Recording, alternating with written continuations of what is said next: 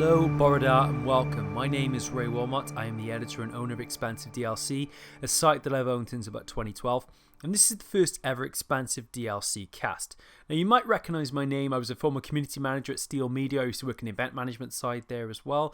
I've also done some freelancing for VG247. I've done things for Play Magazine, Games TM. I've worked in newspapers and some local outlets. So I've been around the scene for a little while. But this podcast, or DLCcast, is basically focused on, as you might expect, the DLC scene in games. That's across Sony, Microsoft, and Nintendo platforms. Occasionally we'll dabble into mobile as well if there's some important updates there, but essentially I want to kind of fill in the gaps a little bit because there's not really many casts out there that are looking at just DLC exclusively, because obviously we've got these games on our shelves, they've been sat there for a long time, sometimes they're gathering a bit of dust, but there are still DLCs still to come for these games, and we'll just be looking at season passes, we're going to be looking at content updates, patches, and just flat DLC. And in this case, actually, this episode is going to be interesting because we're also going to be looking at the kind of standalone experiences as well as remasters. We've also had these experiences which kind of extend the story beyond a certain means, but isn't necessarily coming under the season pass bracket, but that does illustrate some points that were perhaps missing from previous aspects of that franchise. So this is kind of what the podcast is going to be all about, the kind of focus names. I say we'll look at the news, we'll kind of be looking and evaluating some of that news, and then I'm going to be looking at what I've been playing in the week and might lead to like a review that's going to be on the site in the coming weeks. But yeah, I hope that kind of gives you a bit of a background on what we're going to be doing. Let's just jump right into it. So we're going to kick the news off today with a fairly big story. Obviously we've got Rogue One Scarif, the final piece of DLC for Star Wars Battlefront, releasing on December the 6th. And as you might expect, this is a tie-in to the Rogue One movie that's on December the 16th. And yeah, it basically includes 4 new maps, including the tropical island of Scarif. But there's also going to be new playable characters, including the central protagonist Jyn Erso, as well as Orson Krennic. And this is the 4th and final DLC pack. Of course, previously we had Outer Rim, we had Bespin, we had the Death Star, and now we've got Rogue One. But in another surprise announcement, the Star Wars Battlefront is also going to receive a free PSVR add-on which enables you to fly an X-Wing. And that's also going to be coming on December the 6th along with the DLC, and you only be able to get it if you actually own Star Wars Battlefront on PS4 and of course if you've got PSVR. Essentially, you're going to be dogfighting against TIE fighters in the far reaches of space. And seriously, getting a Star Wars experience on VR before Christmas, that's pretty darn awesome. But of course, there's also the Star Wars Battlefront Ultimate Edition. So that encompasses all of the DLC that's previously come out for the game, including all the massive updates, because there's been several extensive multiplayer updates for Star Wars Battlefront since it's come out, tweaking the multiplayer balance in and making things stable and online and kind of improving the overall experience because there's been a lot of controversy over it. And as we also know, there's going to be another Star Wars Battlefront next year, presumably to time with Episode 8. But that's also going to be interesting because that means we're not going to have another Battlefield next year, because they obviously would have learned a lot of things from this installment, and the season pass has already gone down fairly well, and obviously there's a lot of opportunity for more people to get into this now with Rogue One around the corner, so there's another opportunity to tie in. So yeah, it's going to be really interesting to see how the franchise evolves. Moving on to the next piece now, Rocket League is getting Starbase Arc free DLC on December the 7th. Now this is a new free arena for Rocket League, and it was just announced at the Game Awards last Friday, and this is going to have new music added to the game from Hollywood Principle. It's all very science fiction-y and futuristic, and there's kind of an octagonal and semi-standard feel to the arena. There's also going to be a new car called Vulcan added to it for a small fee. The update is going to arrive on all formats, PC, PS4, Xbox One, and you'll be able to grab that on December the 7th, and that looks a lot of fun. And there's actually a trailer on the website you can check out, so feel free to go and do that. Then we also got Worm's W.M.D. Liberation update, also on December the 7th. It's proven to be quite a popular day, and I'll see why in a minute. Again, this is another free update, but this is for Worm's W.M.D. entitled Liberation, and it's going to add a wealth of cool new features to the game. And we really enjoyed our time with it early this year, but this content is going to add 5 new single player levels, as well as an additional vehicle, weapons, and a new theme. The new drill boat vehicle is actually going to be the first ever aquatic vehicle in a Worms game, and as you might expect, it has a drill based attack, which is going to prove to be pretty effective. There's also a mischievous drone, a W1 rocket, a tasty worm lick, so I'm guessing you get to be able to lick your enemies when you're up against them. I mean, I guess that could be the new prod, who knows? and a worm stinger. Now, I'll leave to your imagination what that might be. I don't know whether or not they're actually going to grow a pincer on the end of the tail and suddenly stab at their enemies. Who knows? It's worms. Anything is possible, right? You're also going to be able to get a new battle theme, which adds new buildings and tunnels for explorative purposes. And there's going to be 12 new customizations available for your worms, including a cheese hat, as well as a rubber glove and a beret. As you can see, it's a logical combination of things put together in one fascinating concoction, shall we say. We really loved our time with it, and we're really happy to see W.M.D is going to get continued support. Again, the full trailer is on the site, as well as our review of the game, so you should definitely go and check that out. The final piece of DLC on December the 7th relates to Overcooked, yet another Team 17 game. And this one is a little more festive and seasonal. Festive Seasoning DLC adds new levels, chefs, recipes, and weapons. Yeah, weapons, because you actually get a flamethrower to set fire to your dishes so you can cook them, so you don't even need the oven. You can set fire to your dishes and cook them with a flamethrower. What is this? But you'll also get to traverse a large wintry world map using a snowmobile, and it just sounds like the best content ever. And best part is, it's completely free. That's great. It seems like an extremely generous offering from Team 17, and they're definitely in the gift of giving this year. Again, full trailer on the site, so you should definitely be able to check that out. And this also releases, as I said, on December the 7th.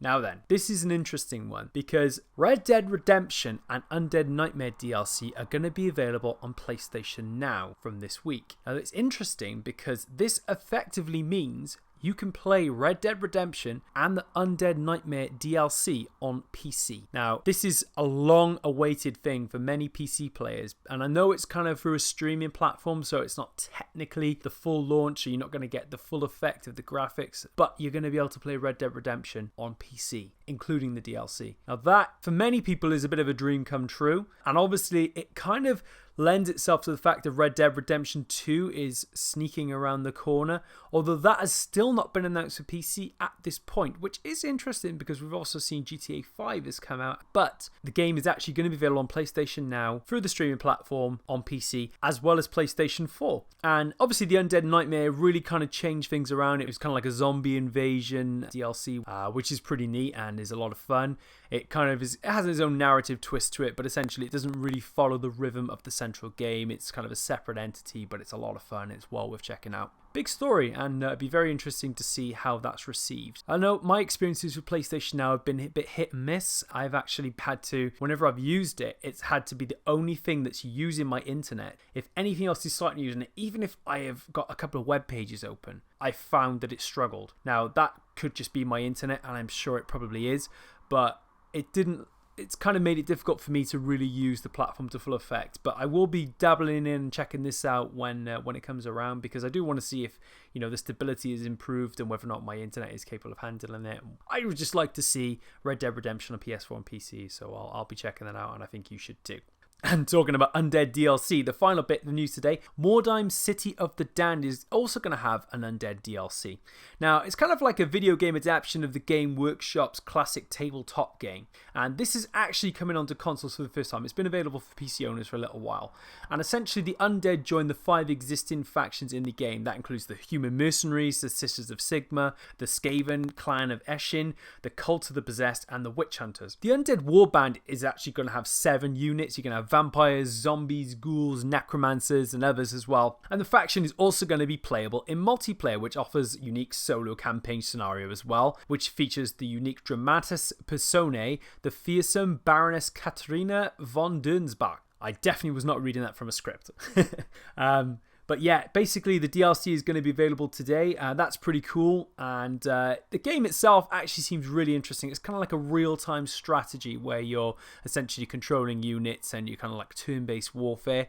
It's well worth checking out. Graphics look really great. If you're a fan of the Game Workshop games, you should absolutely, definitely check it out. And even if you're not, there's a lot to like there as well. So yeah, pay attention to that. And that's it for the news this week.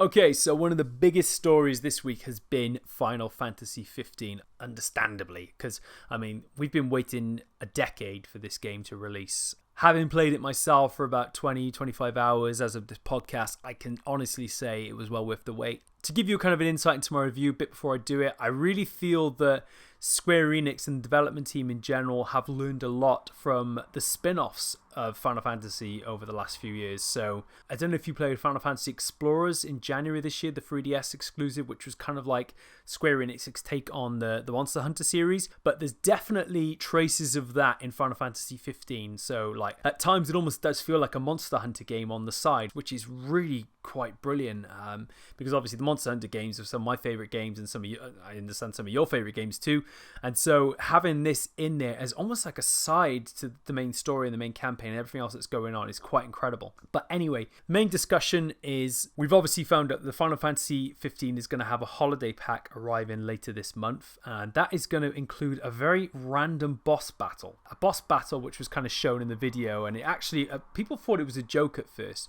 But it actually showed that players would be able to fight Yosuke Matsuda, the CEO and president of Square Enix, in a battle. And it actually shows Noctis getting actually decimated by him. Who Matsuda has an incredible, powerful attack which sent the prince flying. But that also adds to it as well. There's going to be a lot of additional stuff in the holiday pack. You're going to have a new game plus mode as well as a level cap creation. And presumably this is also going to launch and around, if it's not the same patch, it's going to launch around the same time as the PlayStation 4 Pro patch, which is also expected later this month.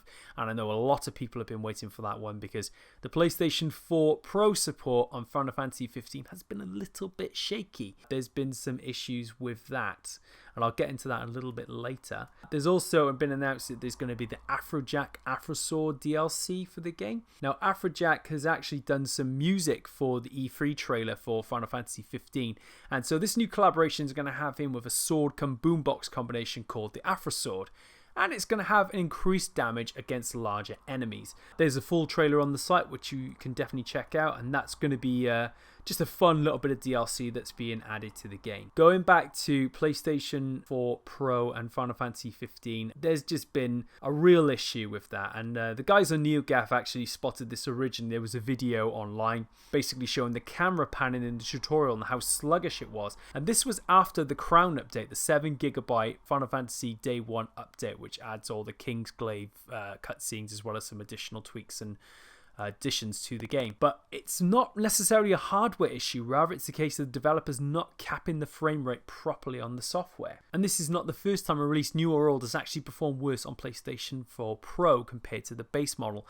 In fact, it was Square Enix with Deus Ex Mankind Divided who actually had a bit of controversy with it prior to a fairly recent update, which has also improved the performance, definitely. But yeah, they've obviously had some controversy with that in the past. And clearly the developers are still working, trying to understand the technology, because this is new for everyone. I mean, we've got 4K resolution, we've got improved graphical fidelity and frame rates, and a lot of developers are still trying to acclimatize on how a game can take full advantage and be optimized to the full for this kind of support. So obviously it's going to be a lot of trial and error to begin with, but it does make you wonder, did Sony release the PS4 Pro a little too early? And are Microsoft going to learn a lot with Xbox One Scorpio next year? But it also does seem as if Final Fantasy 15's PlayStation 4 Pro support was kind of rushed out the door.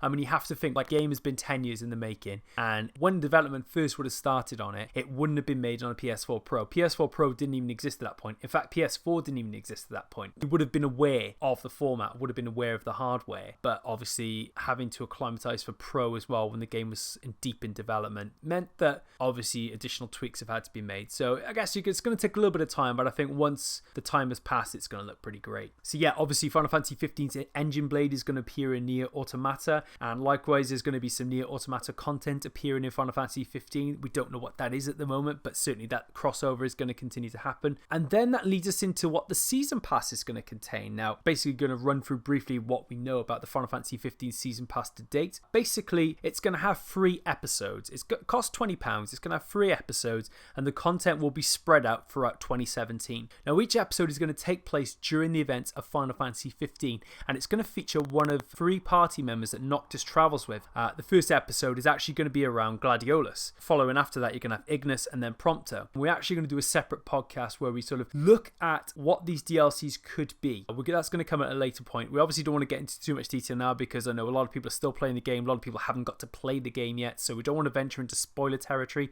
but we have some theories on what the DLC could be and what they can do with it. What we also do know is that each DLC will follow the playstyles of these characters.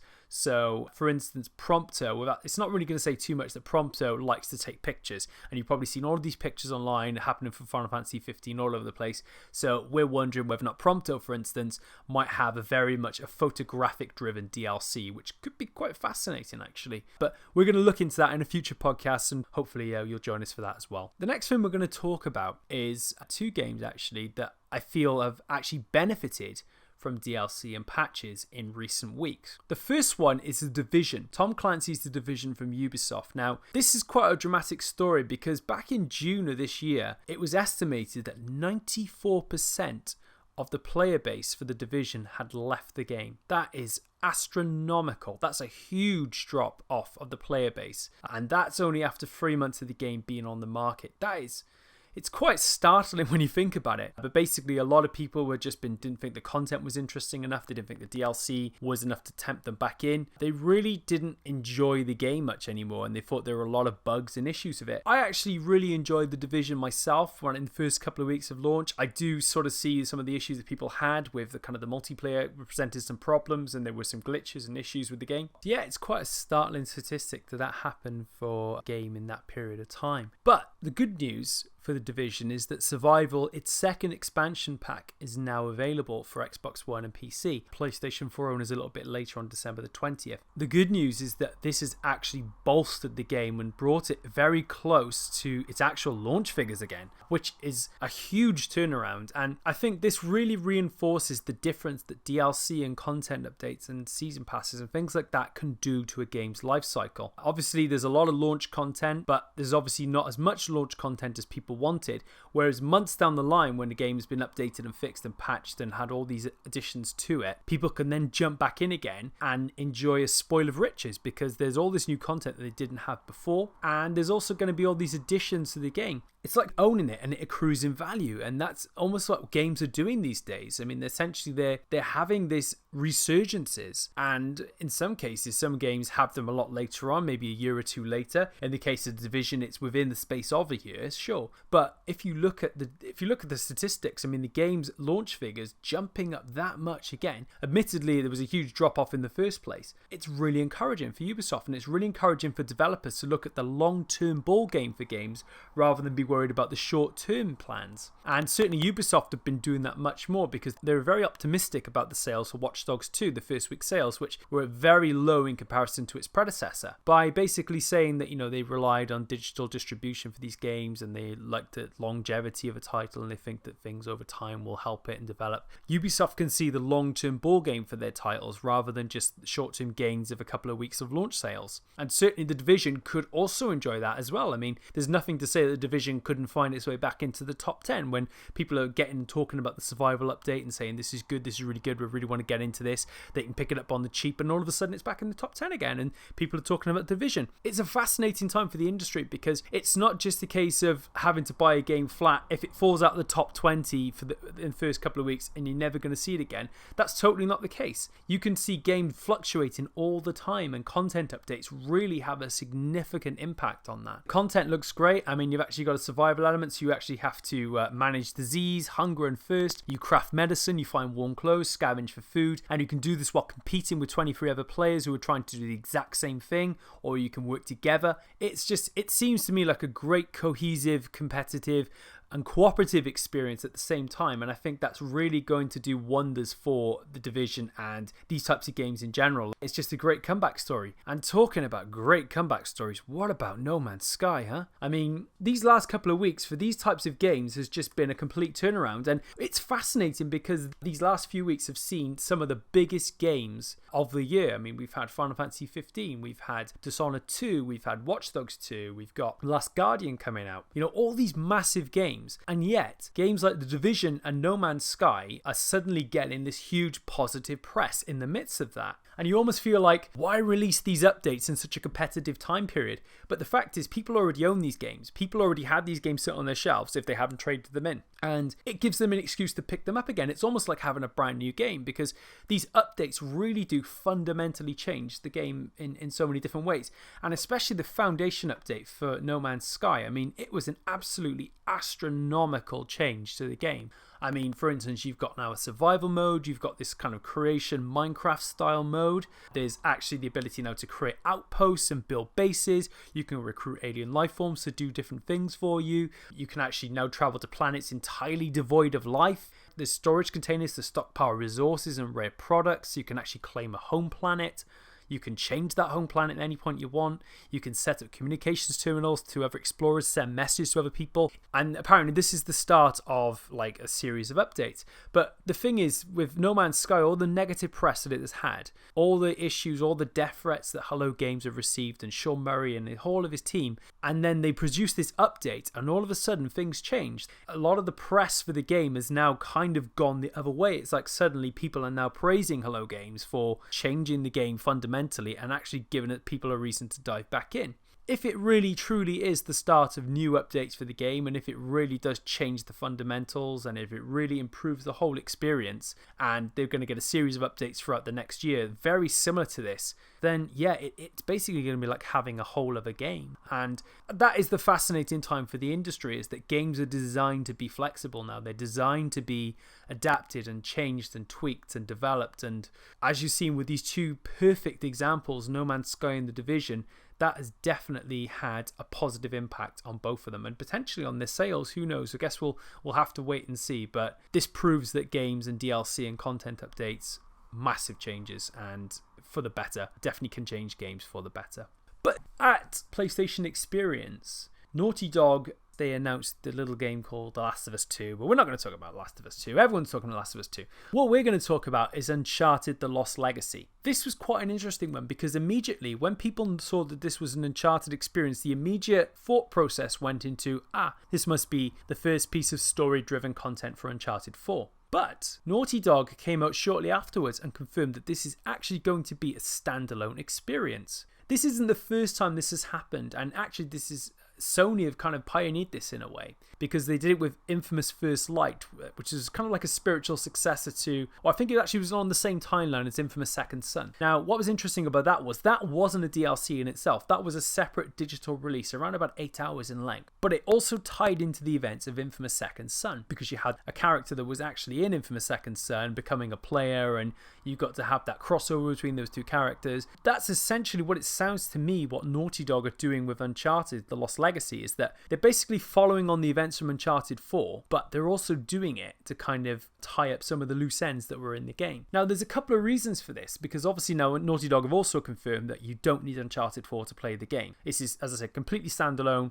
You can literally download this from the store. You may not even need to play Uncharted 4, but I don't think that's the case, and I think it's going to be crucially important that you still do play Uncharted 4, because to me, what it looks like is that Nathan Drake's story is over, and I'm happy with that, because the way that Uncharted 4 ends, I wouldn't really want to see that continuing beyond. I think that we've gone past the point of we can bring Nathan Drake back for one more adventure. You know, I think Uncharted 4 was that one more adventure, and it's a lovely conclusion. I'm very happy with it, and I think that should be that. But that doesn't necessarily mean that needs to be it for Uncharted, and I think that that's what The Lost Legacy is showing, is that the Uncharted series has a lot of characters that have been introduced throughout this franchise that can be used to develop. Now, I know a lot of people suspected it would be Samuel and Sully actually continuing on adventures, and there's no reason why we can't have a Sam and Sully DLC for Uncharted 4 at a later point. But this is something different, and I think that actually this is an extremely interesting move from Naughty Dog, because it essentially could confirm the future of the Uncharted series, because you've got Chloe and you've got Nadine Ross in there, who two known characters but also not really fully explored.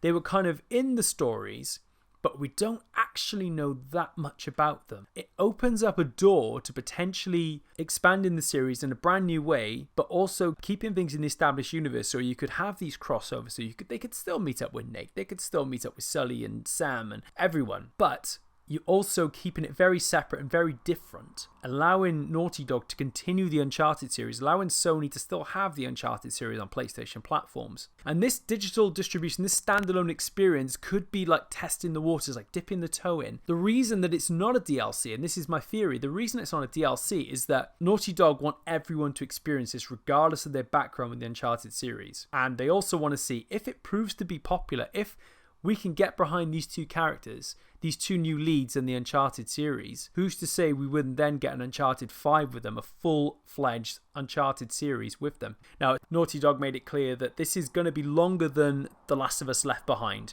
which is around about 2 hours, but it's also not going to be quite as long as Uncharted 4. So again, I think we're looking at Infamous First Light region in terms of the length of the game. So a kind of a short digital experience, which does really suit a digital platform. I mean, you kind of get games around about 4 or 5 hours, and I think that sounds about right. Then use that, and if the story does well enough and if the characters take off well enough, why could you then not have a full-fledged experience with them later on? So I think that really does open up some interesting doors to the future of the franchise, which many people assumed the door was closed on. So yeah, this is a very interesting fork in the road for Naughty Dog, for Sony, and for all of us. And I guess we'll have to see how it pans out. But yeah, certainly I think for me, standalone experiences are becoming just as important to the continuation of franchises now. And again, I think it's clear why this isn't a DLC, not part of a season pass, which may have annoyed some people because they may have thought that any Uncharted content following on from Uncharted 4 now they would own automatically if they had the season pass. That isn't the case in this instance, but it could also mean, depending on sales for this, that we may see a continuation of a franchise that we actually thought was over. So interesting times for Sony and interesting times for PlayStation and Naughty Dog, and I guess we'll certainly be following this story and checking it out in the weeks to come. Certainly interesting discussions had here. Patches really can reinvigorate a game. We believe standalone experiences can be important to the development of franchises and also to the continuation of content. And again, I think it also shows with patches and content updates and DLC that they really can reinvigorate a game and produce player spikes, which can make games replayable again many months after they've released, and certainly the landscape of a title and the fortunes of a developer. So that's certainly one of the major reasons why this DLC cast exists and why the site exists, because it's such a dynamic industry right now. We're just loving being a part of it. But yeah, that's it for the discussion. We're just going to dive into now what we've been playing this week. This week, well, I've been spoiled for riches this week. Of course, I've been playing Final Fantasy 15, as I briefly talked about before. I'm going to dive into that a little deeper in a future episode. Something else I've also been playing this week is Super Mario Maker on 3DS. Now, again, I've also got a review coming for that very shortly on the site, but just to give you a little bit of insight into what that review is going to be about, I didn't actually play the Wii U version of Super Mario Maker. I always wanted to because I've grown up loving Mario as a kid, and I've seen the potential there, and I feel that it's a great, really refreshing and bold move from Nintendo, because they've been so conservative with their franchises over the years, and to basically allow people the tool set to create and make things in this world is kind of harkens back to their Mario Paint days, but also giving a whole other layer to that and really opening up the doors in this kind of Minecraft Dragon Quest builders generation. But having said that, I was kind of a bit irked to find out that you couldn't share your courses online, and I think that's become a common knowledge amongst many gamers now about the game, about this version. It's not as such, it's not a direct port. There is some stripped back functionality, but there are more options available to you at launch compared to the Wii U version. But it's been really enjoyable, and certainly the actual base levels that are included in the game are a lot of fun. And I think that even owning the game for that is well worth it, because they're actually great challenges and they're great 2D fun Mario experiences. So, but also it's fun just to kind of tinker and mess around with like an original Mario level with all these like throwing in some pipes and throwing in some Goombas and some clouds and just vines and mushrooms and things like that. It's just really quite cool, and it works so well with the 3DS's touchscreen. But I'm going to delve into that a little bit deeper in a review which is coming out this week. But yeah, it's been lovely to try that out and experiment with Nintendo's kind of tool set, and to experiment with the things that they're doing and to see the direction they're going in. And one thing I'm going to be talking about a lot more in a future update as well is Nintendo Switch, because Nintendo Switch fascinates me in many ways, and obviously there's potential for Mario Maker to go on to Switch, but likewise I think there's potential for the face of Nintendo as a whole to change with the way that the handheld can be. Well, it's not necessarily a handheld, is it? It's a handheld device and also a home console device, and how that can fundamentally change the game and the way that we play as well. So it's really is an interesting time for the industry, because we briefly touched on VR. We've obviously got this coming out in 2017, and we've also got the 4K and the 1080p resolution, 60 frames per second. A lot more of a focus on that this year as well. Very interesting time for the industry, big developments across the board, and